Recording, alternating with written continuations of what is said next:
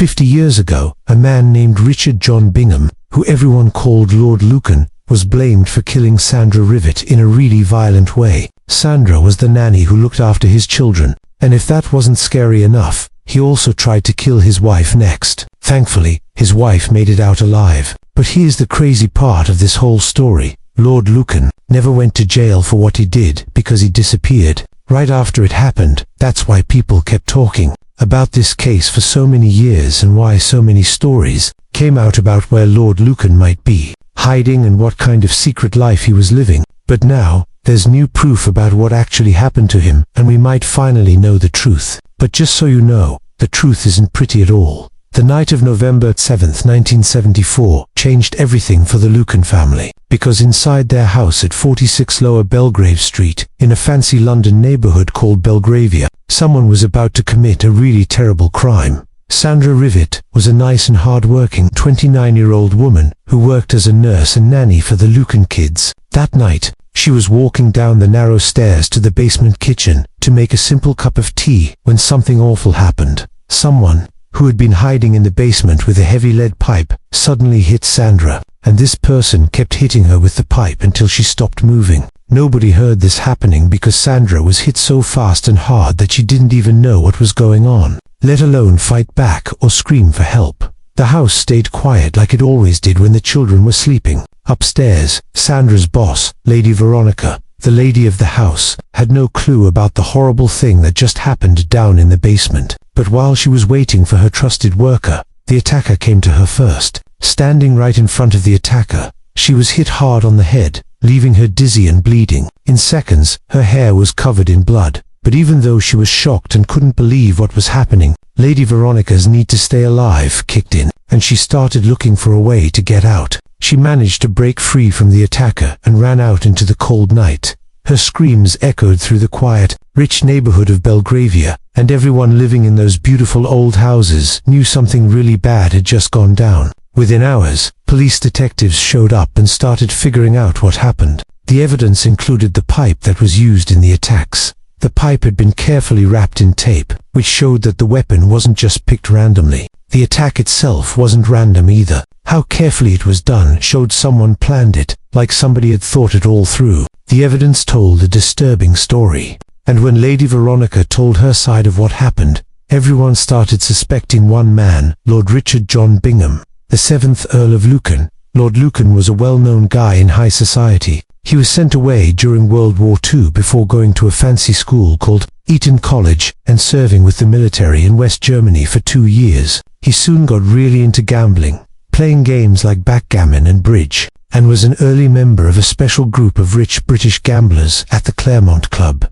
People said that even though he was good at looking like a cool risk-taker, he usually lost more money than he won. Still, he quit his job at a London bank and became a full-time gambler. For the next 15 years, he built up a name for himself in the gambling world as Lord Bingham, known for his expensive lifestyle, racing fast boats, and even owning an Aston Martin sports car. In 1963, Lucan married a woman named Veronica Duncan. News about their engagement was in all the big newspapers back then, and they got married at Holy Trinity Church in Brompton. The wedding had some really important people from high society there, including Princess Alice, Countess of Athlone. The newly married couple went to Europe for their honeymoon. Lucan, who didn't have much money to brag about, got some much-needed help from his family. His father gave him money as a wedding gift to help buy a bigger family home and prepare for any future kids in the Lucan family. Lucan paid back some of the people he owed money to and bought the house at 46 Lower Belgrave Street in Belgravia,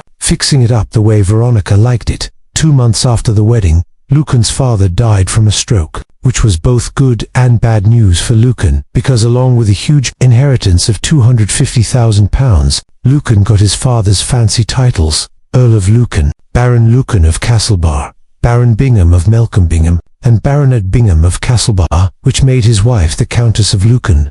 The couple moved into the house at 46 Lower Belgrave Street in 1967, but their marriage didn't last long, even though they had 3 kids together. After the marriage fell apart in late 1972, he moved out to a nearby place in January of the next year, when they officially separated. The breakup wasn't friendly at all, because a nasty fight over who would get the kids started. which Lucan ended up losing.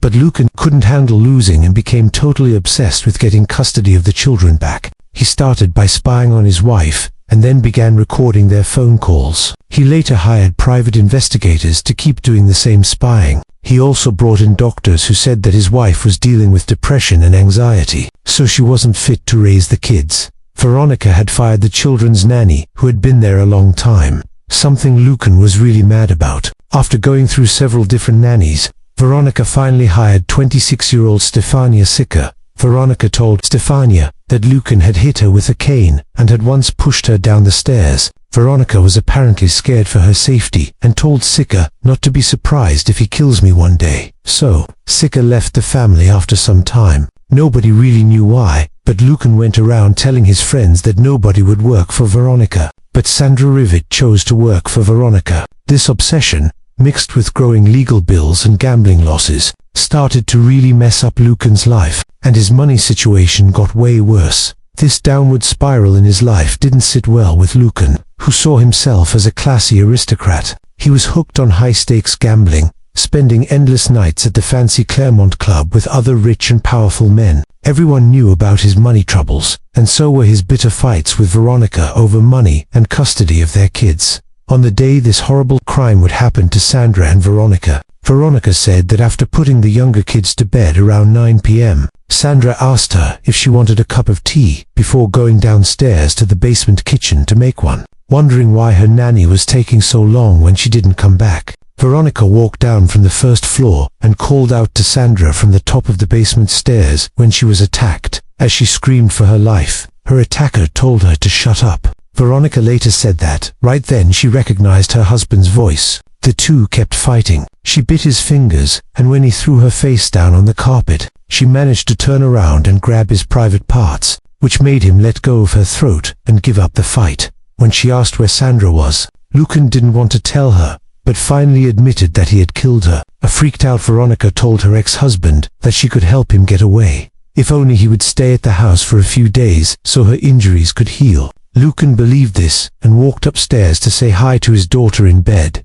Then he went into one of the bedrooms. When Veronica came in to lie on the bed, he told her to put towels down first so she wouldn't stay in the sheets. Lucan asked her if she had any sleeping pills and went to the bathroom to get a wet towel, supposedly to clean Veronica's face. In that moment, she realized her husband wouldn't be able to hear her from the bathroom and made her escape. Running outside to a nearby pub called the Plumber's Arms, Veronica got help. Lucan, realizing his ex-wife had gotten away, went to a house on Chester Square owned by Madeleine Florman, who was the parent of one of his daughter's school friends. This was around 10 p.m., and Florman was home alone. She first ignored the door because she had gotten a weird phone call and hung up by the time she got to the door. The person was gone, but there were bloodstains which, after testing, turned out to be a mix of blood types A and B. After leaving there, Lucan called his mother and asked her to pick up the children from Lower Belgrave Street. According to what she said, her son told her something about a terrible disaster at his wife's home. Lucan told his mother that he had been driving past the house when he saw Veronica fighting with a man in the basement. He had gone into the house and found his wife screaming. Nobody knows where Lucan made this call from, or maybe the call to The police broke into the home and found Sandra's body before Veronica was taken by ambulance to St. George's Hospital, but before the police could arrest Lucan, he had disappeared. To the investigators, everything made sense. When Detective Chief Superintendent Roy Ranson got to the crime scene, the doctor had said Sandra was dead, and crime scene experts and photographers had been called to the house. The first two officers who arrived had found that the front door had been kicked in, with no other signs that someone broke in from outside. A bloody towel was found in Veronica's bedroom on the first floor. The area around the top of the basement stairs was covered in blood. A bloody lead pipe was lying on the floor. Pictures hanging on the staircase walls were knocked around, and a metal railing was broken at the bow.